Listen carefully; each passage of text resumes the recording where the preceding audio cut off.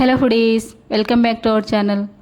ఈరోజు వీడియోలో ఈ వేసవిలో ఒంటికి చలువ చేసే సగ్గుబియ్యం అలాగే క్యారెట్తో కమ్మనైన హెల్దీ పాయసం చేసి చూపిస్తా.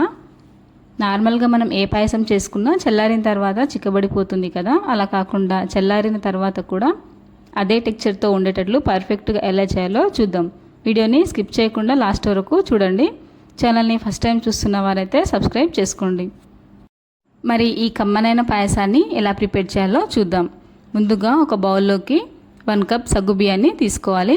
ఇక్కడ నేను లావు సగ్గుబియ్యాన్ని తీసుకున్నాను. సన్న సగ్గుబియ్యం అయినా ఏదైనా సరే తీసుకోవచ్చు.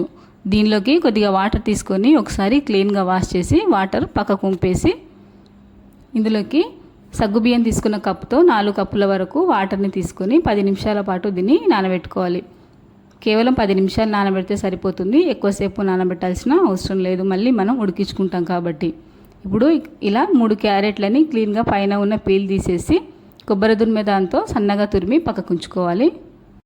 ఆ తర్వాత స్టవ్ పై ఒక కడాయిలోకి 2 స్పూన్ల నెయ్యిని తీసుకోవాలి. నెయ్యి హీట్ అయిన తర్వాత ఇందులోకి తురిమిన క్యారెట్ని యాడ్ చేసుకొని మంటను లో ఫ్లేమ్లో ఉంచి ఒక 5 నిమిషాల పాటు క్యారెట్ని ఇలా ఫ్రై చేసుకోవాలి. ఇలా క్యారెట్ మగ్గిన తర్వాత దీన్ని వేరే ప్లేట్లోకి ట్రాన్స్ఫర్ చేసుకొని ఇప్పుడు ఇదే కడాయిలోకి మరో 2 స్పూన్ల నెయ్యిని యాడ్ చేసుకోవాలి.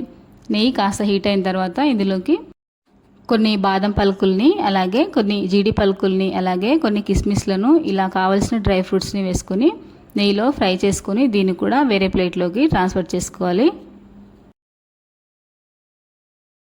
ఆ తర్వాత తిరిగి అదే కడాయిలోకి మనం ముందుగా నానబెట్టిన సగ్గుబియ్యాన్ని వాటర్తో సహా ఇందులోకి వేసుకోవాలి. ఈ సగ్గుబియ్యాన్ని ఒక 10 నిమిషాల పాటు మంటను మీడియం ఫ్లేమ్లో ఉంచి కుక్ చేసుకోవాలి.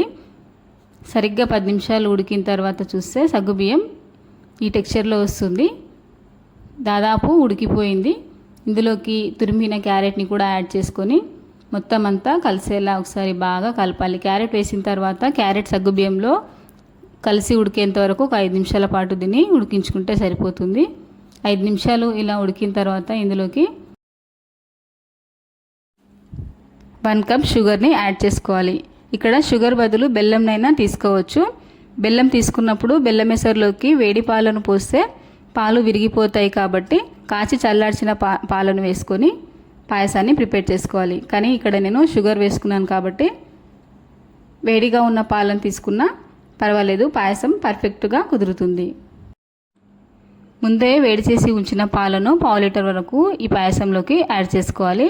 పాలు వేసుకున్న తర్వాత మరో 3 నిమిషాల పాటు ఉడికించుకొని ఇందులోకి డ్రై ఫ్రూట్స్ని యాడ్ చేసుకొని సర్వ్ చేసుకోవడమే.